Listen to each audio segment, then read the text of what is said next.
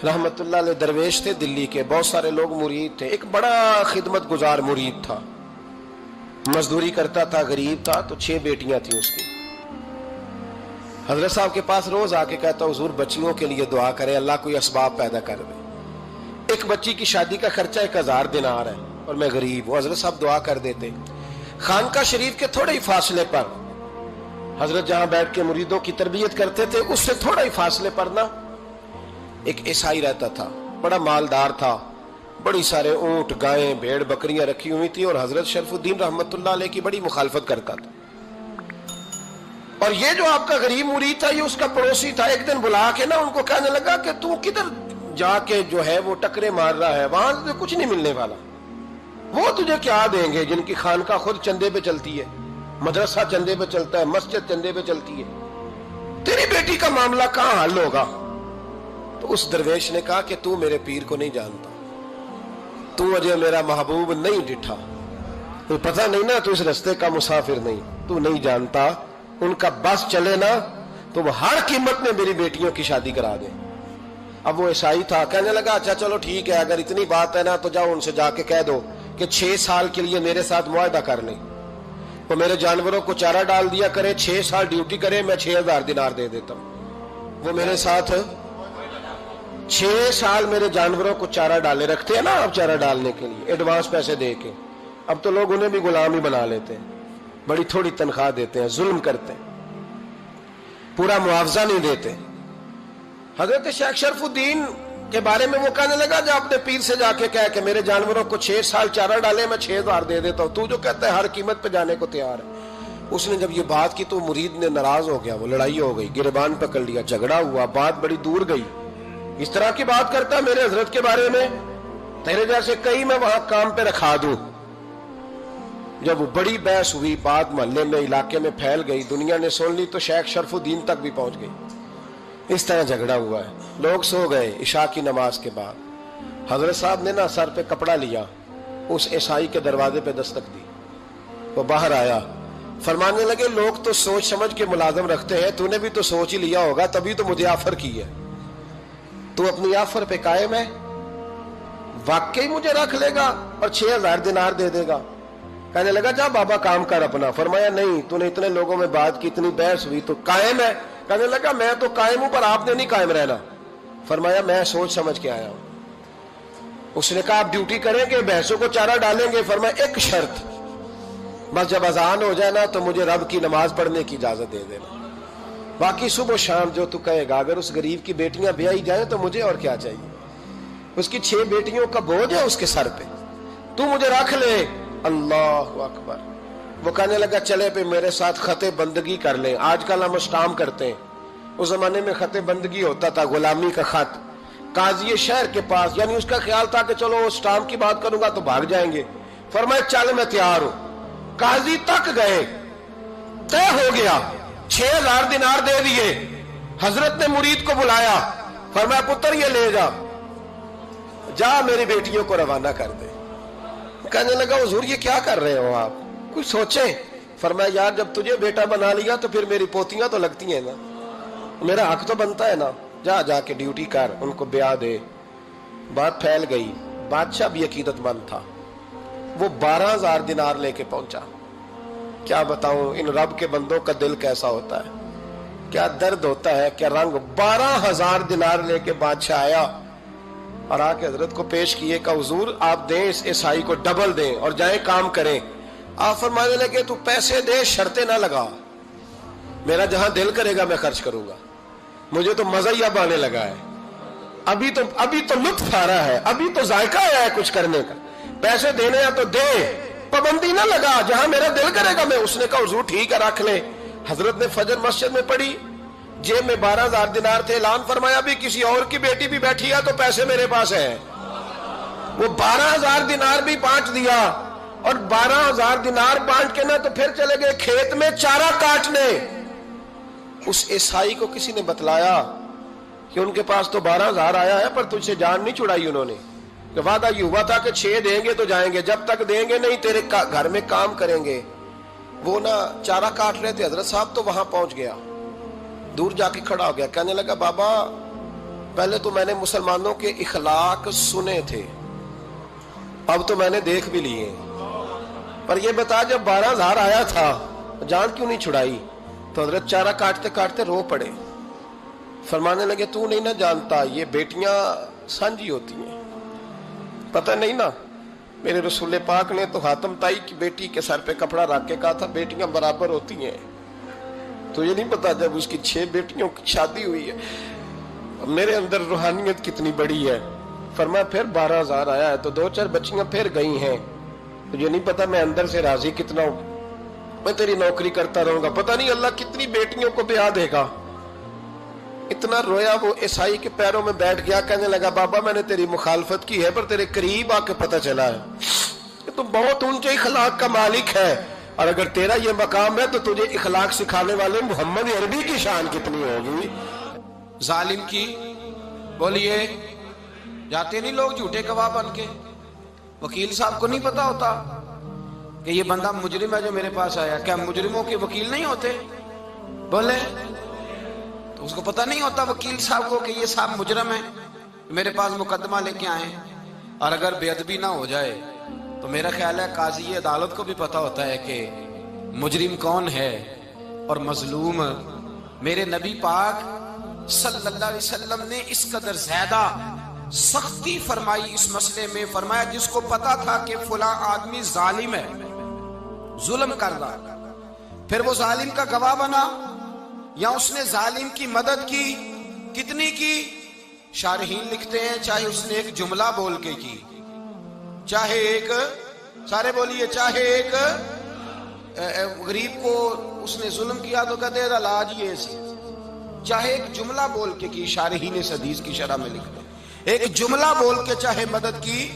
جس بندے نے کسی ظالم کی مدد کی کسی مقدمے میں یا کسی صورت میں اور اسے پتا تھا یہ ظالم ہے، میرے نبی پاک صلی اللہ تعالی علیہ وسلم فرماتے ہیں اگر اس نے مدد کی، ابھی ظالم کی بات نہیں ہو رہی، ظالم کے مددگار کی بات ہو رہی، اگر کسی نے ظالم کی مدد کی تو حضور فرماتے ہیں خدا بھی اس سے بری و ذمہ ہے، رسول بھی اس سے بری و ذمہ ہے.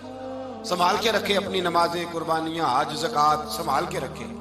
اگر ظالموں کا مددگار ہے، الیکشن آ لینے دے، آپ کو نظر آ جائے گا کون کون ظالموں کا مددگار ہے، نظر آ جائے گا. اپنی جیب سے لوگ پیسے دے کے ظالموں کی مدد کریں گے، ان کے فلیکس چھپوائیں گے، بورڈ لگوائیں گے، جیبوں سے پیسے دے کے. ہم نے خود آگ لگائی ہے چمن میں اپنے، بے سبب گردشی ایام کو الزام نہ دو. ہم نے خود نور کا ظلمت سے کیا ہے سودا، کر کے توہین سحر شام کو الزام نہ دو.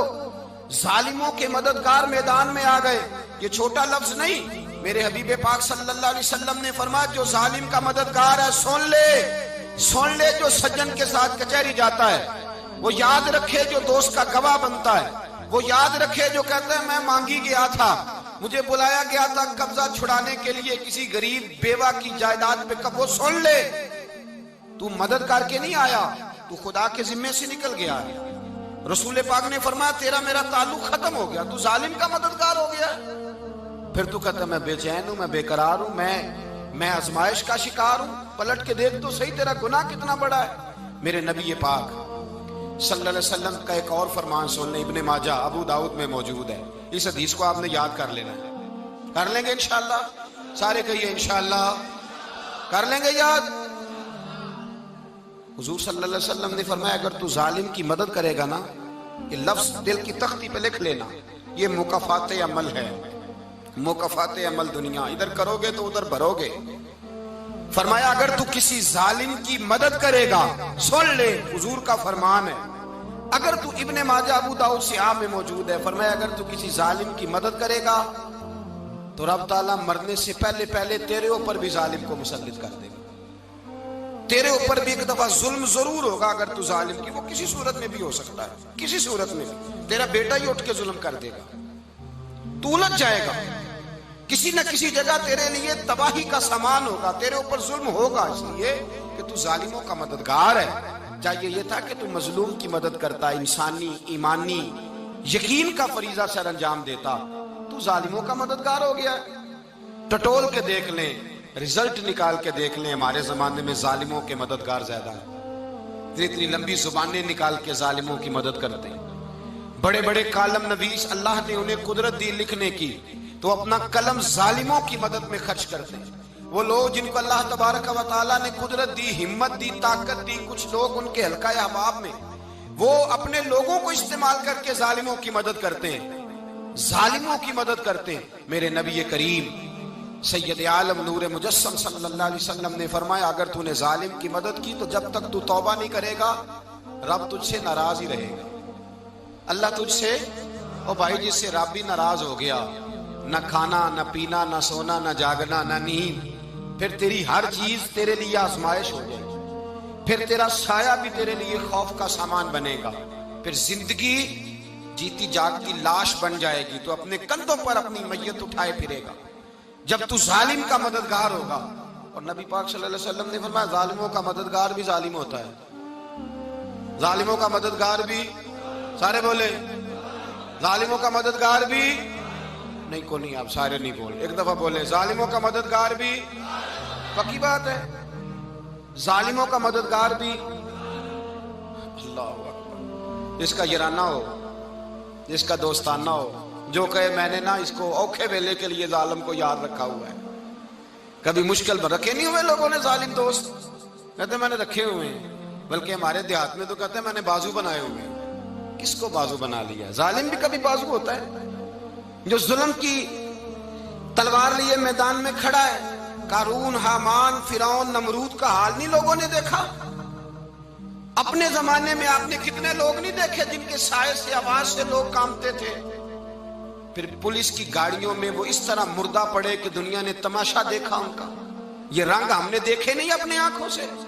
فرمایا ظالم کا مددگار بھی، جو کار میں بٹھا کے لے کے گیا وہ بھی ظالم، جس نے چائے پلائی وہ بھی، جس شخص نے کھانا کھلایا وہ بھی، جو کچہری تک ساتھ گیا وہ بھی، جس نے فلیکس کے نیچے، بڑے شرابی کے نیچے چھوٹی اپنی فوٹو لگائی وہ بھی، جو ووٹ کی پرچی ڈالنے گیا وہ بھی۔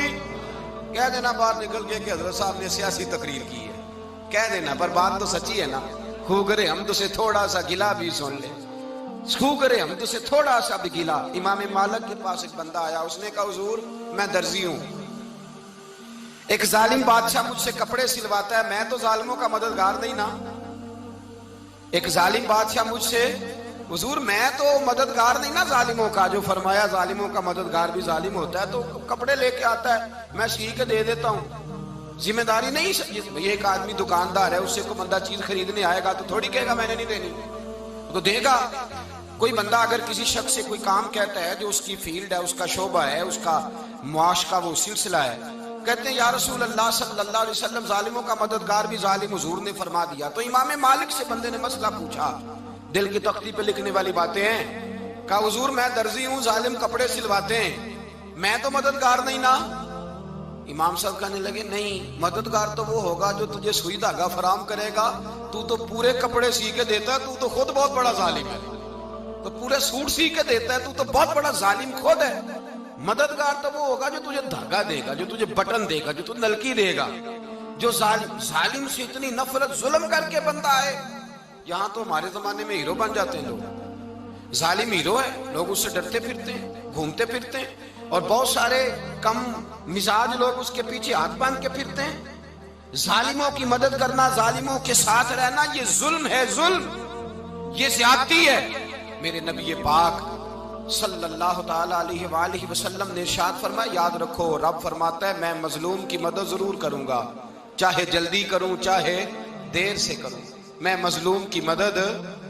اور حضور صلی اللہ علیہ وسلم نے فرمایا ہے، حضرت معاذ بن جبل کہتے ہیں حضور نے مجھے یمن کا گورنر بنایا، جب میں جانے لگا نا تو حضور نے بڑی نصیحتیں کی، بخاری میں موجود ہے، فرماتے ہیں جب میں پلٹنے لگا تو میرے رسول نے فرمایا معاذ ایک منٹ ٹھہر جا، ایک بات میری یاد رکھنا، اس کو نہ بھولنا۔ کہا حضور کیا؟ فرمایا دیکھنا کسی پہ ظلم نہ کر بیٹھنا، کہیں تجھ سے زیادتی نہ ہو جائے۔ محبوبہ پھر حضور نے فرمایا سن میرے معاذ، میں تجھے گورنر بنا رہا ہوں، زیادتی نہ کر بیٹھنا۔ یا رسول اللہ صلی اللہ علیہ وسلم کیا ہوتا ہے؟ تو میرے کریم نے فرمایا جب مظلوم دعا کے لیے ہاتھ اٹھاتا ہے تو عرش کا مالک کہتا ہے فرشتوں پیچھے ہٹ جاؤ، عرش کا مالک کہتا ہے فرشتوں پیچھے ہٹ جاؤ۔